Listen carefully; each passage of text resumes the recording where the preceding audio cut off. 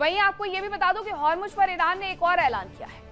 ईरानी media के हवाले से जानकारी आई है कि फारस की खाड़ी में जहाजों के लिए रास्ते तय किए गए हैं। तो ये खबर आ रही है हॉर्मुज पर यह बताया जा रहा है ईरानी मीडिया की तरफ से कि फारस की खाड़ी में जहाजों के लिए रास्ते तय कर दिए हैं ईरान ने।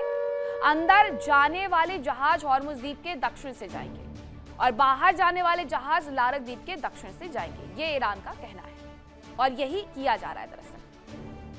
तो ये बड़ी जानकारी है कि किस तरीके से ईरान, जो कि ये कह रहा था कि हमने जो रास्ता सुझाया है अगर उसी रास्ते के हिसाब से जहाज नहीं जाएंगे तो फिर हम कार्रवाई करेंगे। पिछले दिनों हमने एक कार्रवाई सिंगापुर के जहाज पर देखी भी थी।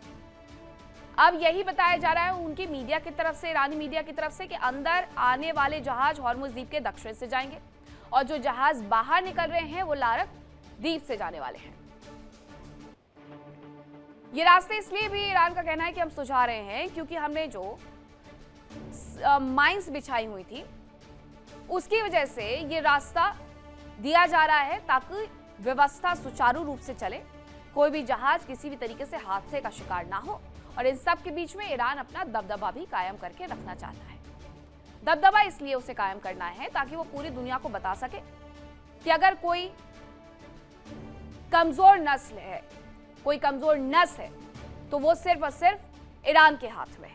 वो जब चाहे उसे दबा सकता है और किसी को भी जाने से वहां से रोक करके पूरी दुनिया का व्यापार चौपट कर सकता है।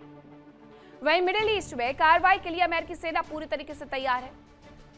अमेरिकी सेना का aircraft carrier USS George Bush तैयार नजर आ रहा है और फ्लाइट ऑपरेशंस की तैयारी उसमें चल रही है। एक तरफ ये कहा जा रहा है कि दोहा में जाकर के बातचीत करेंगे, दूसरी तरफ यूएसएस जॉर्ज बुश से फ्लाइट ऑपरेशंस की तैयारी की जा रही है। तो ये आने वाले वक्त में सिर्फ और सिर्फ तनाव को बढ़ाने वाला है। बहुत सारे बयान आते रहते हैं मिडिल ईस्ट को लेकर के। अब ऐसे में बयानों के बीच में जो ये खबरें आती है वो ये बताती है कि ये तनाव कम करने की सिर्फ और सिर्फ छटपटाहट थी, लेकिन डोनाल्ड ट्रंप अभी भी इसे तनाव कम करना चाह नहीं रहे। जॉर्ज बुश से फ्लाइट ऑपरेशन की तैयारियों का क्या मायने है? क्या एक बार फिर से वो चाहते हैं कि युद्ध में और आगे बढ़ दिया जाए?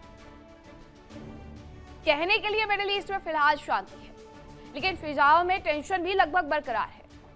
दोनों तरफ की तोपें खामोश तो हैं, लेकिन किसी भी वक्त बारूद उगलने के लिए तैयार है। दोनों ओर से जवान फिलहाल मोर्चों पर तैनात हैं, लेकिन उंगलियां ट्रिगर पर है। दोनों पक्षों के बीच में हॉर्मुज का मुद्दा ऐसा गरमाया है कि सीज फायर धुआं धुआं हो गया है। अमेरिका और ईरान ने एक दूसरे पर जबरदस्त अटैक किया। इन सब के बीच में ईरान ने भी साफ कर दिया कि हॉर्मुज का किंग वो ही है और कोई नहीं। देखिए इंडिया डेली 24/7 अब आपकी स्मार्ट टीवी पर। इंडिया डेली मौजूद है सभी डिजिटल प्लेटफॉर्म पर लाइव और लगातार। इंडिया डेली 24/7 हर दिन राष्ट्र को समर्पित।